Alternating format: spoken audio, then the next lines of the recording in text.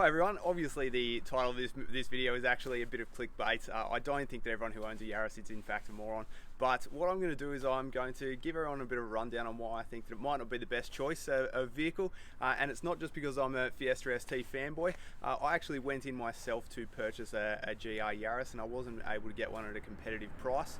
The first 1,000 that came into Australia were actually $40,000, which was $10,000 under their current recommended retail price. I think now that that's a big stretch over the $36,000 on the road that you're paying for a Fiesta ST, and I'm not sure that it's just it's worthwhile for most people. And the reason being is that I think that you're better off buying a Fiesta ST and spending your money on track days or driver tuition, because I see so many Yaris fanboys who are losing their mind over lap times and are genuinely getting properly butthurt over the fact that they came on some pretty terrible Dunlop tyres, and they're suggesting that that's the only reason they wouldn't be able to achieve the world's greatest lap time in it. And I fundamentally think there's a bit of an issue there, and that most of them couldn't go close to the potential of that car on most race circuits. So what I'm going to do is sort of put my money where my mouth is.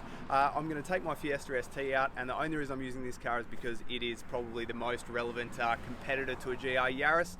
You could use the Megane in the background there, an 808, but the difference is that's an older car and it doesn't have all the new car stuff that you sort of need if you're going to be having a direct comparison. So we're going to do that. I know that John Boston, who's a pro at my local circuit at Wakefield Park, does a 111.4 in a standard GR Yaris, and he does a 109.8 in a rally or competition pack if you're from overseas. So we're going to see how that goes. I'm also going to use this opportunity just to give people a basic rundown on how you would attack setting up your tyres for a track day, because I've had a lot of people ask me that question, and it'll just take me a few minutes, and it's a great opportunity to do that. I've got some R-spec rubber that we can stick on this as well. Obviously there'll be no alignment corrections or anything I'm going to do at the circuit, but it will give, I guess, a bit of a fun comparison to see how much difference that's going to make. So by all means, roast me in the comments, or if you're a GR fanboy, I know that you guys love docking over the fact that those terrible Dunlop tyres are the only reason your car's not the best thing on the planet. But look, let's get into it and we'll have a bit of fun. The first thing that we'll need to do when we get to the circuit is get our tyres up to their working pressure. Now obviously to do that you need to get them as close as possible to their working temperature, pressure and temperature being relatively proportional to each other because of the ideal gas law. And to do that we'll head out onto the circuit and do a few laps. You don't want to slide the car or overdrive the tyre and start to slip it, but you do want to bring that temperature up to something that's close to what you'll be working at. Now on a cold day like we had at Wakefield, what we'll be doing is we're taking even 5 or 6 laps to do that, whereas on a relatively warm day with high circuit temperatures it can take a much shorter time.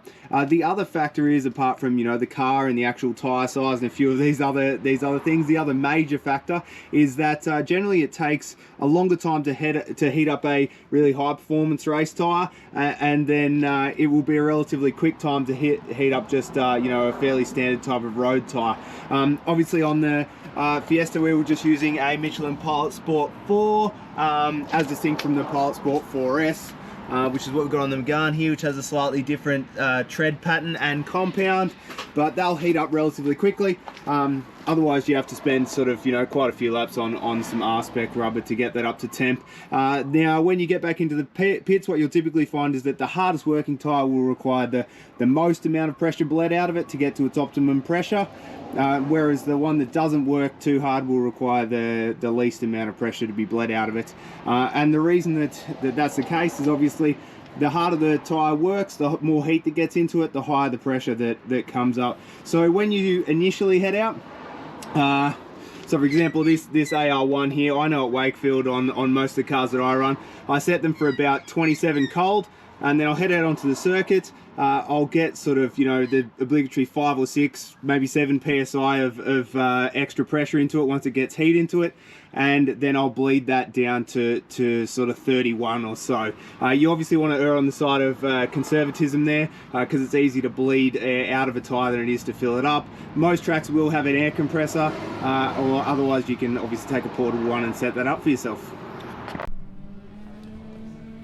So we've gone out and done 5 or 6 laps, and now we just want to run from basically the least working tyre to the hardest working tyre, and you just want to check the tyre pressures and just bleed them down to your ideal tyre temperature.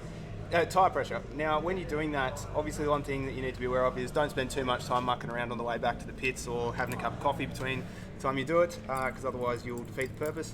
The other thing is if you can get a compressor, that will help your life out.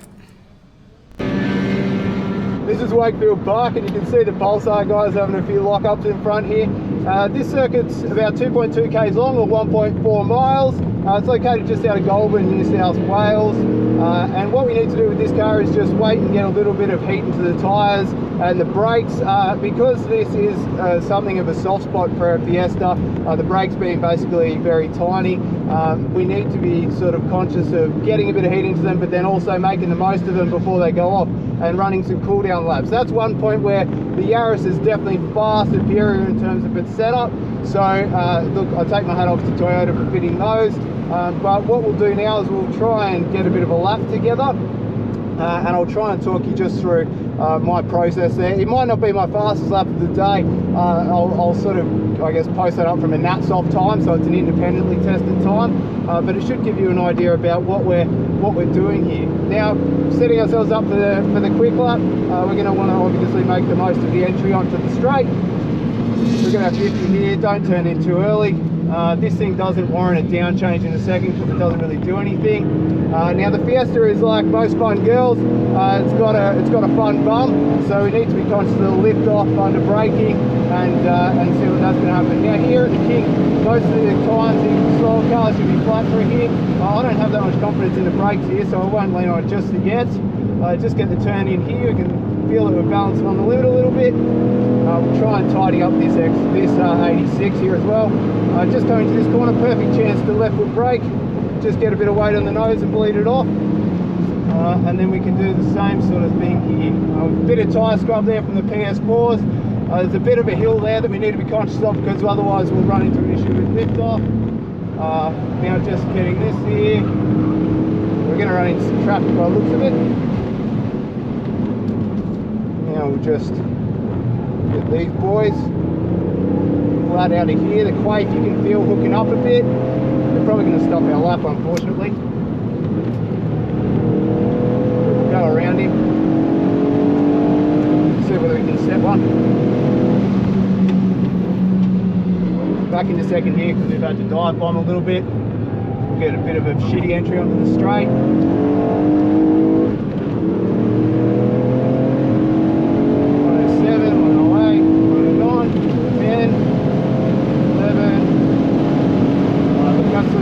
14. So we get a bit of an idea here for what this car's going to be capable of. I think it'll probably get into a 112. I'll try and obviously video my best lap, but we'll see what happens. Right, so looking at the results, we went around Wakefield Park in 1 minute 13.2 on the Michelin Pilot Sport 4s, not the PS4S, it's a more road-going version of that tyre, and we got down to a 112.4 on the Toyota R888R. It's not the fastest semi-slick, but it is a semi-slick nonetheless. I think looking at that 0.5 of a second between John Boston's time in the standard GR Yaris and my time in a Fiesta ST on an R888R, on account of him being a pro and pretty much living at that circuit, and also the fact that I didn't get a whole lot of clear running or time to really have a crack at setting a lap time in the car, I think it's fair to probably surmise that you're looking at Fiesta ST on an R888R is about as fast as a stock GR Yaris on its crummy old Dunlops. Now, I mean, that goes to show that obviously the GR Yaris has got more headroom in terms of development down the track.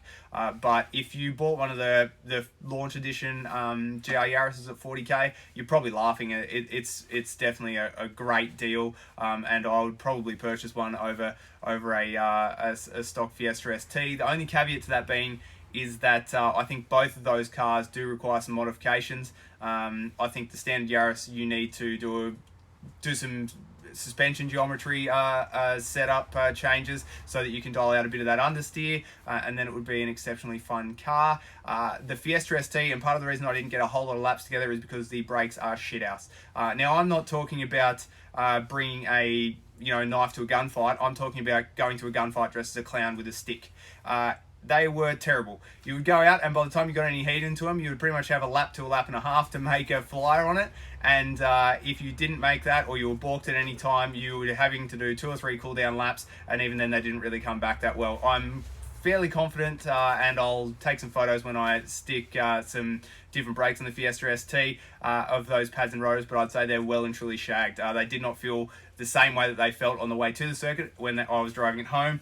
Speaking of which, I did buy 330mm brake kits for the Fiesta ST with some two-piece rotors. The cost of those, wheels, tyres, braided lines, and a mount tune M235 235 horsepower tune on my Fiesta ST amounts to about $4,400. So that would bring it up in terms of price to pretty much bang on the launch edition of GR Yaris's. I think that would solve all of the foibles of the Fiesta ST, or most of the foibles of the Fiesta ST, and make that a really fun car. But look, the bottom line is that you can make your own conclusions there. I don't think lap times are the be all and end all. I think 2 seconds is probably where a rally is, or a standard GR Yaris is against a base model ST, 1.5, 2 seconds or something like that. And that's more than what you would make up between an experienced or an inexperienced driver. If I look out there today, I had a hell of a lot of fun in the Fiesta ST. It's super engaging, having a grip limit that's, I think, sort of more attainable and will teach you a lot more on the road certainly than maybe a GR Yaris does. But having said that, the GR Yaris, it is a faster car, and it's going to have I guess more headroom with mods to really be a fast car. There was guys out there today with sort of reasonably heavily modified GR Yaris that were running around in 1 minute 5s, high 5s, low 6s, which is bloody ridiculous, admittedly with a pro at the wheel, but super fast car, and part of the reason why I would buy one, especially if I was planning on modding it and racing it. But we're not talking about guys who are probably falling off their wallets. If you're buying a hot hatch, I would definitely recommend that if you are on some sort of budget, better to buy a Fiesta ST with a few mods and really get it performing and have the ability to spend money to use it as much as possible and learn as much as possible, conversely, you would be a lot worse off if you've stretched to a GR Yaris and you can't afford to use all of that, use it as often as you might want to, or modify it so it's well set up. But that's pretty much it. Look, I don't think these cars are for posers unless you're trying to be the sexiest bloke at the salon. So my pick is that I think the Fiesta ST is a great buy if you are certainly budget conscious. But if you can afford a GR Yaris with a couple of mods, or I guess a rally, and you can afford to also get out there and use the hell out of it, they're a really phenomenal car. And I could probably see myself into one for some tarmac rally stuff in the future. But we'll see what happens with that. In the meantime, enjoy yourself, get out there and drive as much as possible.